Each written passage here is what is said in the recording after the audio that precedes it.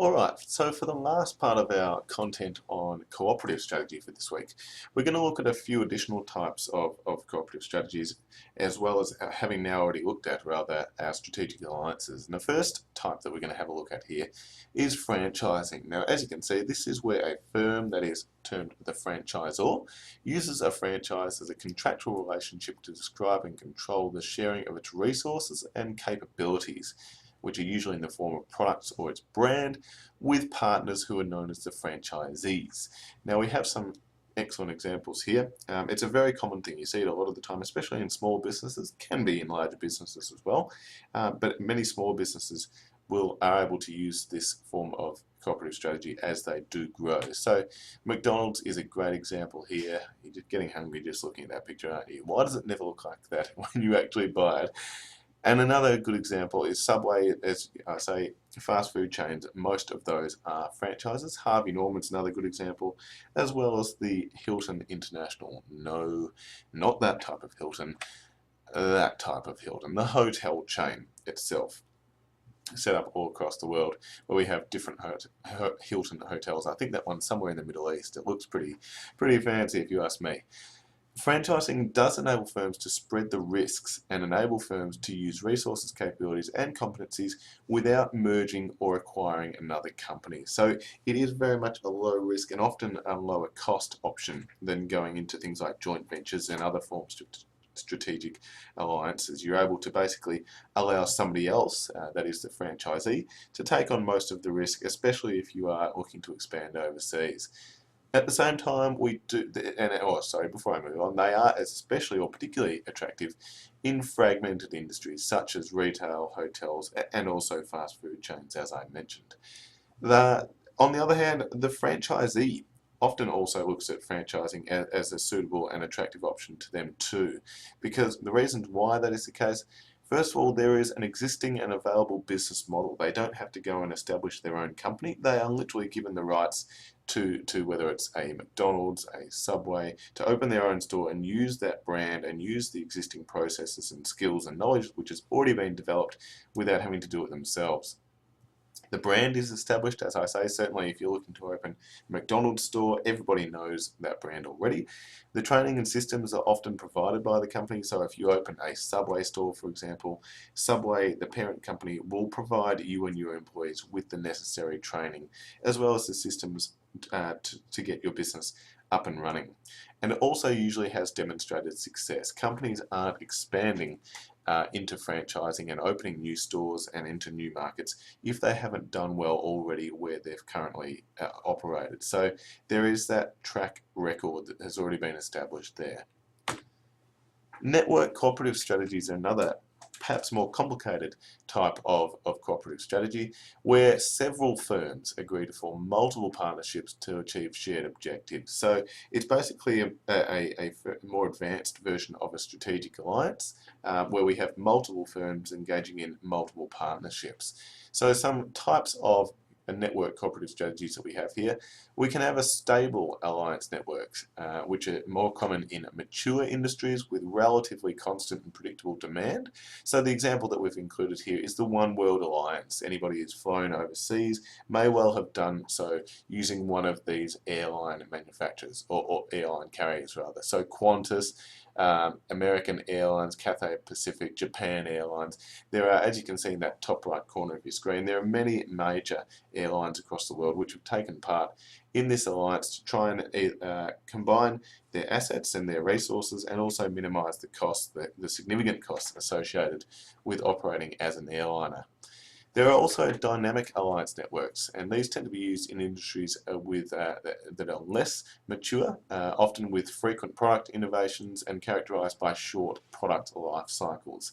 So the example that we've included here for you is the Bridge Alliance, and this is a number of mobile phone operators throughout the Asia Pacific region who've come together to basically pool their resources and their capabilities. Given that there is a high need for product innovations, you need to constantly be coming up with the latest and greatest ideas in that sort of an industry. They've come together to combine and share their ideas to come come up with new product innovations, and there are also shorter product life cycles, which means that there is very much, it's dynamic industry where you need constant innovations as well, not just one every 10 years or so. You need to be constantly coming up with the latest and greatest idea. What we tend to find is that effective social relationships and interactions amongst these partners in our network cooperative strategies are vital in order for those types of strategies to be successful. As you can imagine, we've already talked about some of the issues to do with strategic alliances where you just have two firms and the issues and difficulties that can be faced there. Imagine if you now have a group of 10 airliners, for example. That risk and the difficulties are magnified tenfold. So you need a really strong relationship between all of those firms if that strategy, if that network cooperative strategy is to be successful. Firms involved, at least research has indicated that firms involved in networks of alliances usually have heterogeneous knowledge. Obviously, if 10 different airlines come together with 10 different ideas and concepts and ways of doing things, and you're able to share that knowledge and create a variety of different ideas, and are also more innovative for the same reason, where if you have 10 airlines coming together with ideas on what the latest innovation could be, then there'll be a greater range of ideas than if it was just one firm doing so on their own. We've talked a lot throughout this week's content about the good things associated with cooperative strategies, but there are clearly some risks, and we've touched on them already. Four in particular we're going to focus on here. Inadequate contracts being drawn up is often a key problem between two firms, at least, or more firms, who have engaged in cooperative strategies. If there are fine print that's been missed or looked over, a lot of the time firms find themselves involved in a relationship with another firm, and where many of the difficulties are stemming from the contract not being 100% either understood or basically read in some instances by at least one of the two parties. And that can, as you imagine, create confusion and people start blaming other parties and so on. Misrepresentation of competencies is another common problem. As we've touched on already, the main reason why firms enter into cooperative strategies is to combine their resources and also to gain access to another firm's resources, capabilities, and potentially even their core competencies. As you can imagine, if one firm says we are extremely good at this and we have all these resources and we have established these capabilities, and you as a firm look at them and say, well, they would be an ideal partner to enter into a strategic alliance with, for example, and then once you have drawn up your contract and entered into that alliance, you realise that that was not the case at all, and they have completely lied or misrepresented their level of resources, capabilities, and so on, then you're not going to be particularly happy about that situation. It does happen fairly regularly, though, where companies end up being stuck in an alliance with another firm because they were drawn in by what looked like a great offer initially, and a great fit has not proven to be quite the case.